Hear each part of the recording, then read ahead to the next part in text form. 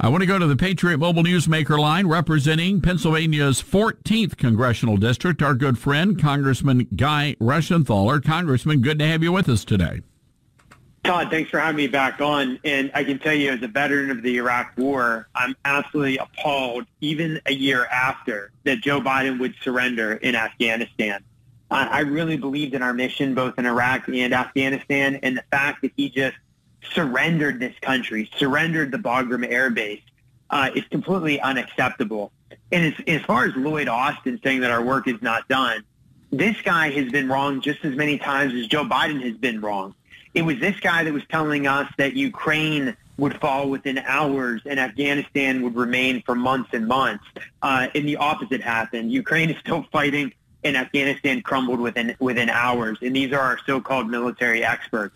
But look, the defeat and the surrender is owned by one person and one person only, and that's Joe Biden. No, you're absolutely right. I mean, it was his decision to make. He went against the advice of the generals. He went against the advice of many people in Congress, and as a result, people lost their lives. And this is something that needs to be remembered, especially as we're heading into election season. I totally agree that we need this on our minds when we go into the election booth. But if you look at what Joe Biden did, he really destabilized the world because he sent a message to our allies that we might not be there in the future. And what that did is it really preempted Putin to invade Ukraine. You're seeing the economic devastation that's come from that we're feeling. It emboldened China to be more aggressive vis-a-vis Taiwan and in the South China Sea.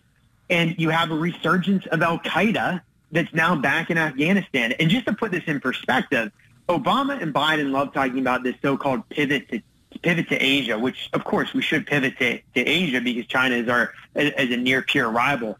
But if you just look at a map, the Bagram Air Base was miles from the Chinese border. It was right there in the neighborhood of Iran, for example. We could project power from that Bagram Air Base. We have totally lost that now. And then there's also just the embarrassment that comes with it. Forever moving forward, 9/11 will be remembered with videos of Americans jumping out of the Twin Towers shown at the same time or right before you see images and videos of Afghan allies jumping off our planes as we were evacuating Afghanistan. It's a complete embarrassment. It didn't need to happen. We had zero fatalities in the 18 months leading up to the surrender. As soon as we surrendered and started to pull out, we had 13 losses of life of just service members, not including our allies that on the ground that were tortured and killed. This was a debacle and an unforced error. You know, Congressman, I want to go back to something you said because, again, you talk about the destabilizing foreign policy. I think a lot of that goes right back to the Bush administration as well, when instead of taking care of business completely in Afghanistan, we diverted our attention to Iraq, which now is a dumpster fire. And this idea that we were going to bring democracy to the Middle East, which is a noble concept. But I got to be honest with you, if the people don't want it, we're not going to be able to force it on them. So I still, look, was the Iraq war mishandled by the top military brass in the Bush administration and subsequently the Obama administration? Yeah, absolutely. I still think, though, that our goal of democratizing Iraq was worthwhile, and it was doable. Iraq was a very modern country. I practiced law in the Iraqi court system. They had, at least at the time, the most Western legal system in the Middle East, second only to Israel. And remember, it took us decades to democratize South Korea, and now they're one of our staunchest allies. It took about 40-some years to democratize Korea. We are still based in Germany. We're still based in Japan. So it takes decades to get these governments on their feet and within the family of democratic nations. Unfortunately, the Bush administration handed off power far too quickly, which then gave power to the Shia majority in Iraq, which by proxy gave power to Iran.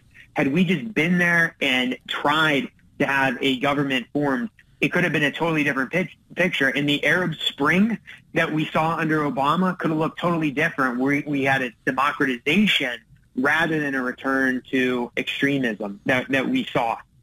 Well, it's a great big mess now all over the place, Congressman, and what Biden did in Afghanistan is unforgivable in my estimation. Leaving American people, leaving American assets behind is just reprehensible. On the Patriot Mobile Newsmaker line, Congressman Guy Reschenthaler from Pennsylvania. Congressman, another big story we're following, the FBI. I'm going to ask you a very simple question. Do you trust the FBI? No, not at all. Todd, please just call me Guy. Look, the FBI has been corrupt from its very founding under J. Edgar Hoover. They worked in tandem, for example, with LBJ and other elected officials to get dirt on politicians so that their selected senators and congressmen could move up the ranks. They did surveillance on political figures and celebrities within the United States throughout history, and that hasn't changed. And the fact that you had the FBI going to Zuckerberg before the election saying that the Hunter Biden laptop story was Russian disinformation, while at the same time the FBI had possession of the laptop, which showed it wasn't Russian disinformation, that shows you that they were trying to interfere with the 2020 election. They also tried to hamstring the Trump administration, which to a degree they did, when Jim Comey set up Trump and set up Flynn and the others when they were giving their incoming briefings. So I think the FBI needs to be reined in, much like we had to rein in the CIA back in the 70s when they were running around assassinating foreign leaders. That needed more oversight. But we need to look at perhaps dividing the FBI and making sure there's silos of function. And we just don't have this big mega agency that is trying to fix political elections, go after political opponents, and really be the enforcement arm of the Democratic Party. So what, President Trump is rightfully angry about all of this. He says, hey, look, we need to have a new election, or I need to be installed as president. Again, you're the lawmaker, you're the attorney. Is there any sort of a recourse for a president who has been robbed of an election? Here, the only recourse is us retaking the White House with President Trump in 2024, which I'm all in favor of. That's how we really solve this. And look, we live in a democracy, but we've got to retake the White House, just like we have to retake the House and the Senate this election cycle, which I think we will. I think all this talk about the red wave turning into a red ripple is just wishful thinking by the mainstream media and the Democrats. But we have to remember elections have consequences. And for anybody who thought it was cute to not vote for President Trump, or anybody who thought it was cute to split their vote, for example, West Virginia voting in Manchin, which gave the Democrats control in the Senate, in Georgia, for example. These elections have consequences, so don't feel like you're sophisticated. Don't feel like you're above the fray when you're splitting your vote. Vote straight Republican and vote in every election. Get involved, and let's take back these offices from all the way from school board all the way to the White House. We need to be engaged in all levels. All right, Congressman, we're going to have to leave it there. Appreciate your insight on what's happening, especially in Afghanistan, and we appreciate your time here, Guy. Thank you. Thanks, Todd. Take care.